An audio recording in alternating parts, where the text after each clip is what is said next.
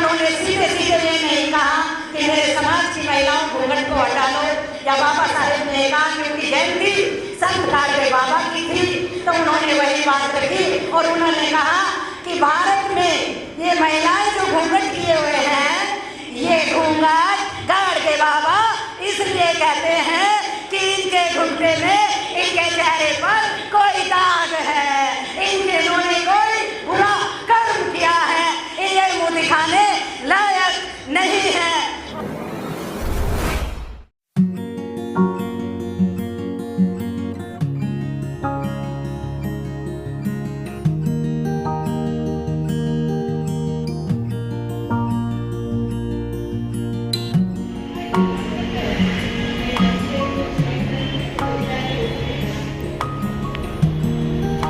या वो बोलते थे तो मैं तो मानता नहीं कि हमारे समाज में उनकी बराबर नहीं होता कोई बात में ऊंचे शिखर की वो थे छायादार वृक्ष हमारे परिवार का, जिनकी छाया में थे हम सुरक्षित हमेशा। कैसे भुलाऊं उन्हें, उनकी याद, उनकी हंसती मुस्कुराती हुई छवि हमारी आंखों से जाती नहीं और उनकी कर्ण प्रिय मधुर वाणी कानों से जाती नहीं। आंखें बंद करते ही उनकी मोहक छवि, एक पिता, एक गुरु, एक आदर्श। नहीं बता सकती क्या थे वो मेरे लिए, एक पिता, एक गुरु, एक आदर्श। अभी तो और रहना था उनके साथ और जानना था उन्हें और बहुत कुछ सीखना था उनसे। कैसा जीना होगा, उनके बिना जीना हमें सीखना होगा। उन्होंने आखिरी सीख में मुझसे कहा था कि बेटा हंसते हंसते मुस्कुराते हर समस्या का समाधान कर लो और अपने जीवन में उनके आशीर्वाद से खुशियों के रंग भर लो और अपने जीवन में उनके आशीर्वाद से खुशियों के रंग भर लो। इसी कड़ी में आमंत्रित कर रहा हूँ कपूर सिंह सिंघल साहब को, क्योंकि उनका भी बहुत लंबा साथ आदरणीय बोधाचार्य शांति स्वरूप बौद्ध जी के साथ में रहा।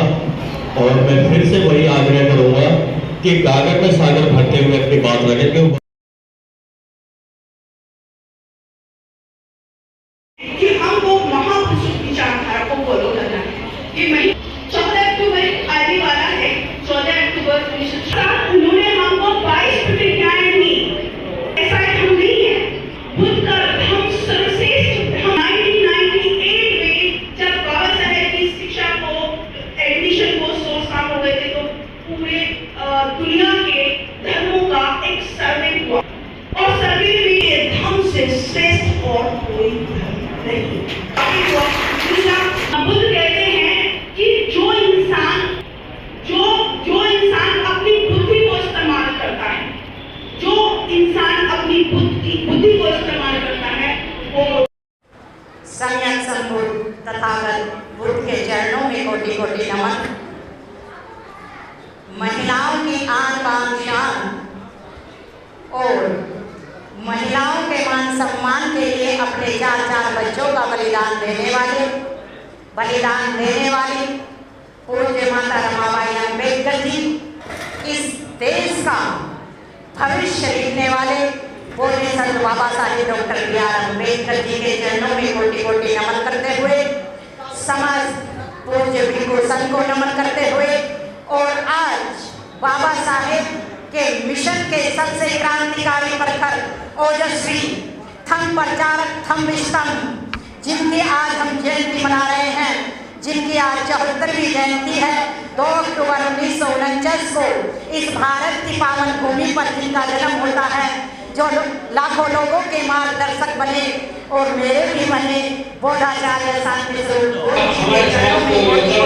करते हुए और उन्हीं के विचारों को आगे लेकर चलते हुए मुझे इस मंच पर बुलाने के लिए बार यहाँ इतना सम्मान देने के लिए उनकी पत्नी और अपनी गुरु माता के चरणों में अपना शीश झुकाते हुए, उनके सभी बच्चों को जो उम्र में मुझसे बड़े हैं उन्हें नमन करते हुए और जो छोटे हैं उन्हें बहुत बहुत साधुवाद देते हुए, यहाँ तमाम उपासक उपासिकाओं को राखी रावण का नमो बुद्धाय जय भीम।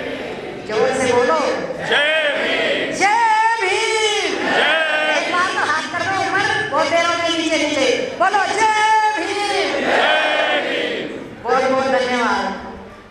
हम यहाँ बोधाचार्य जी के लिए इकट्ठे हुए हैं और उनके बारे में बहुत देर से चर्चा चल रही है।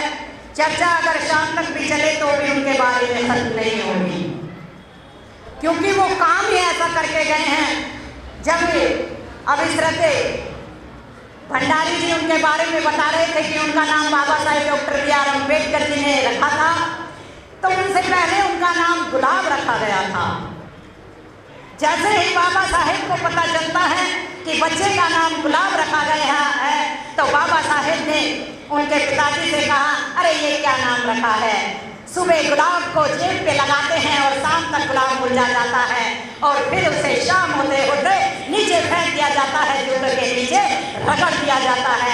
अरे इस बच्चे का ऐसा नाम रखो जिसका कोई वजूद हो। और तब उन्होंने पूछा, तो फिर आप बताइए बाबा साहेब इसका क्या नाम रखें? तब बाबा साहेब ने कहा कि इनका नाम शांति स्वरूप रखो। और बाबा साहेब का रखा हुआ नाम बोधाचार्य का जैसे ही ये नाम रखा जाता है, मुझे लगता है कि उसी दिन से उनके अंदर बाबा साहेब के विचार आने लगते हैं। और जितने परखर विद्वान वक्ता मैंने अभी तक जितने भी यहाँ पर थम प्रचारक हैं, उपासक उपासिकाएं जा जाकर प्रचार प्रसार कर रही हैं, लेखक हैं, लेकिन अभी तक मैंने कोई ऐसा वक्ता नहीं देखा। थोड़े से उनके विचारों को लेकर चलती हूँ। कभी कभी उनके समझी कहते हैं आपके अंदर तो बोधाचार्य जी की झलक पड़ती है, तो उन्हीं के विचारों को लेकर आज चलूंगी। हो सकता है कुछ वैसे तो मैं इनसे रोज प्रेरणा लेती हूँ। जब तक मैं इनकी वीडियो ना देखूँ या इनकी कोई बुक ना पढ़ूँ तो मुझे चैन नहीं मिलता है। तो मैं इनकी छोटी छोटी बातों को लेकर चलती हूँ कि एक बार गाड़ के बाबा के जयंती थी और बोधाचार्य जी को वहां पर बुलाया गया। बोधाचार्य जी ने एक छोटी सी कहानी वहां पर बताई। जब महिलाएं घूंघट में बैठी थी तो उन्होंने सीधे सीधे ये नहीं कहा कि मेरे समाज की महिलाओं घूंघट को हटा लो, या बाबा साहेब ने कहा क्योंकि जयंती संत गाड़े बाबा की थी तो उन्होंने वही बात रखी और उन्होंने कहा कि भारत में ये महिलाएं जो घूंघट किए हुए हैं, ये घूंघट गाड़ के बाबा इसलिए कहते हैं कि इनके घुटने में इनके चेहरे पर कोई दाग है, इन्होंने कोई बुरा कर्म किया है, ये मुंह दिखाने लायक नहीं है। और वहाँ पर बहुत सारी महिलाओं ने जब बोधाचार्य जी की ये वाणी सुनी तो उनका जो पल्लू यहाँ तक था वो यहाँ पर आ गया। उसके बाद गाड़े बाबा के विचारों को आगे बढ़ाते हुए उन्होंने कहा कि अगर तुम्हें अपने विचारों को फैलाना है तो महिलाओं को साथ लेकर चलना पड़ेगा। महिलाओं के बिना कभी भी क्रांति नहीं आ सकती। ये बाबा साहेब डॉक्टर B.R. अम्बेडकर कहते हैं। ये ऐसा सुने बोल रहे थे, उन्हीं के विचारों को साक्षात कर रही हूँ जिस तरीके से वो बोलते थे। तो मैं थोड़ी सी कोशिश कर रही हूँ, तो नहीं हो सकते, लेकिन फिर भी थोड़ी सी कोशिश मैं उनकी तरफ पहुँचने की करती हूँ। और दूसरी तरफ फिर उन्होंने जो आगे बात बढ़ाई वो बात आप तक पहुँचाती हूँ। उन्होंने कहा मेरी पत्नी जब अपना ब्लाउज सिलाने के लिए जाती है, दर्जी के पास जाती है, तो आजकल दर्जी नहीं कहते, उसे कहते हैं बोटी। उन्हें याद आ गई है। और उन्होंने कहा एक दिन नाप देने के लिए जाती है और 6 दिन उसके माँ चक्कर लगाती है। अरे भाई मेरा ये ब्लाउज थोड़ा सा टाइट हो गया है, अरे भाई मेरा ये ब्लाउज थोड़ा सा ऊंचा हो गया है। लेकिन इस भारत के अंदर मुझे ऐसा कोई दर्जी बताओ, उस दर्जी का नाम बताओ कि जिसने 6 हाथ वाली का ब्लाउज एक ही नाप में एक ही बार में सिलकर तैयार कर दिया हो। समझ में आ क्या कह रहे हो? यानी कि जो शेर पे बैठी है 6 हाथ वाली, अपनी पत्नी का उदाहरण देकर उन्होंने कह दिया कि एक दिन नाप देने के लिए जाती है, 6 दिन चक्कर लगाती है उसकी फिटिंग के लिए। भारत में ऐसा दर्जी बता दो जिसने आपकी 6 हाथ वाली का ब्लाउज कैसे बनाना होगा और कितनी बार में तैयार किया होगा। तो सीधे सीधे पाखंडवाद पर उन्होंने प्रहार कर दिया या नहीं कर दिया? क्या या नहीं किया? आज जोर से बोलो। और हम क्या कर रहे हैं? बोधाचार्य जी कहते थे कि जब तक इस देश के अंदर बाबा साहेब डॉक्टर भीमराव अम्बेडकर के विचारों को हम सही रूप में नहीं अपनाएंगे, यहाँ क्रांति नहीं होगी। और अभी दीपदान उत्सव के बारे में जो मेरे भाई बोल कर गए, उसी बात को उन्होंने इसी यहाँ पर खड़े होकर दीपवंश नामक पुस्तक, मैं उनकी बात का पूरी तरह समर्थन करती हूँ। दीपदान उत्सव पौधों का है, जो दीपदान उत्सव को अपना उत्सव नहीं मानते। बहुत सारे कमेंट आते हैं और बहुत सारे थम प्रचारक भी ये कहते हैं ये दीपदान उत्सव हमारा नहीं है। क्या उन्होंने शांति स्वरूप बोध जी से ज्यादा किताबें पढ़ ली हैं? क्या उनसे ज्यादा साहित्य पढ़ लिया है? क्या उन्होंने वो दीपवंश नाम की पुस्तक को क्यों नहीं पढ़ते हैं? उन्होंने अलबरूनी का इतिहास क्यों नहीं पढ़ा है? क्यों नहीं पढ़ते वो? अगर विजयदशमी पौधों से जुड़ी है तो फिर दीपदान उत्सव भी पौधों से जुड़ा है, ये आप सब जान लो। और इसी पुस्तक के अंदर उन्होंने कहा है कि 84,000 उपदेश सम्राट अशोक ने इसी दिन पूरा किए थे। इसलिए जो भगवान बुद्ध पहले कपिलवस्तु गए थे, उन्होंने उनके पिताजी ने उनके आने की खुशी में कपिलवस्तु को सजवाया था, वही परंपरा सम्राट अशोक ने कायम की। और फिर जब वो थम बुद्ध की शरण में गए तो उन्होंने वो 84,000 उपदेश जो भगवान बुद्ध के थे, स्तंभ शिलालेख सब पूरे करके 3 वर्ष का टाइम लगा। और ये वही दिन उन्होंने चुना कि जिस दिन हमारे पूर्वजों की हत्या की, जिस दिन मोद कल्याण की हत्या करके उनको मार दिया गया, तो उसी दिन जो हमारा मातम में बदल दिया गया है। सम्राट अशोक ने निर्णय लिया कि मैं इसी दिन को फिर से खुशी में परिवर्तित करूंगा। और उन्होंने ये 84,000 उपदेश का दीपदान उत्सव पहली बार पूरे भारत में मनाया था। कोई राम किसी पूरे भारत का राजा नहीं था, राम काल्पनिक था। बोधाचार्य जी भी कहते हैं अरे इन्होंने कल्पनाओं में भी हमारे पूर्वजों को नहीं छोड़ा, इन्होंने कल्पनाओं में भी जो काल्पनिक रामायण है उसमें भी हमारे पूर्वज शंकुमुख ऋषि का शीश उड़ा दिया। तो इसलिए अगर तुम्हें यहाँ बोधाचार्य के लिए सच्चे मन से आए हो तो उनकी बात को, क्योंकि उनसे ज्यादा मैं नहीं समझती अभी तक किसी ने यहाँ पढ़ा है, तो हमें उनके कार्यों को आगे लेकर चलना है, उनकी हर बात को हमें मानना है। और जैसा वो कहते थे, जब मैं तालकटोरा स्टेडियम के अंदर एक छोटी सी घटना और मैं बताऊंगी, बहुत सारे लोग कहते उन्होंने लाखों कार्यकर्ता यहाँ तैयार किए, उनमें से छोटी सी एक राखी रावण भी है। तालकटोरा स्टेडियम के अंदर 2014 में जब पहला प्रोग्राम मैंने उनका अटेंड किया, तब मैं माइक पे बोलते हुए घबराती थी। ये छोटी सी बात मैं आपके बीच शेयर कर रही हूँ। मुझे इतने सारे लोगों में बोलने का अनुभव नहीं था। मेरे धर्मगुरु डॉक्टर सहरा बोध जी ने मुझे शांति स्वरूप बोध जी से कहकर उसमें वक्ता रखवा दिया। और मेरे दिल में थक थक हो रही थी कि मैं इतने बड़े मंच पर इतने लोगों के सामने क्या बोलूं। लेकिन जवाब दिए बेटी, जवाब दिए बहन वहाँ पर बोली, तो मैं नमन करती हूँ बोधाचार्य जी को। सबसे पहले जब वो स्टेज के बराबर में घूम रहे थे, सबको देख रहे थे, तो उन्होंने कहा मेरी बेटी राखी रावण ने अपने पूर्वजों की विरासत को कायम किया है। और इन्हों के लिए इतनी तालियां बजाओ कि मेरे कानों को सुनाई नहीं दे रहा है। पूरा स्टेडियम बजाकर खड़ा हुआ था और कम से भी कम 3 से 4 मिनट तक वो तालियों की गड़गड़ाहट बार बार तक गुंजवाते रहे। अगर आप में से कोई वहाँ बैठा हो तो आपको जरूर याद होगा। और मैं उस दिन समझ गई कि अब जब मेरे धर्मगुरु सहरा जी का हाथ मेरे सर पर है और बहुत ही विद्वान प्रखर वक्ता, साहित्यकार, रचनाकार, चित्रकार मेरे सर पर आ गया है, तो हे बाबा साहेब डॉक्टर भीमराव अम्बेडकर उसी तालकटोरा स्टेडियम के अंदर राखी रावण ने ये सौगंध ली। जब मैंने वहाँ देखा कि हे बाबा साहेब, अब जब तक राखी रावण की सांस में सांस है, ये अपने समाज को चलाने का काम नहीं छोड़ेगी। बाबा साहेब के विचारों को जन जन तक ये जरूर ले जाती रहेगी।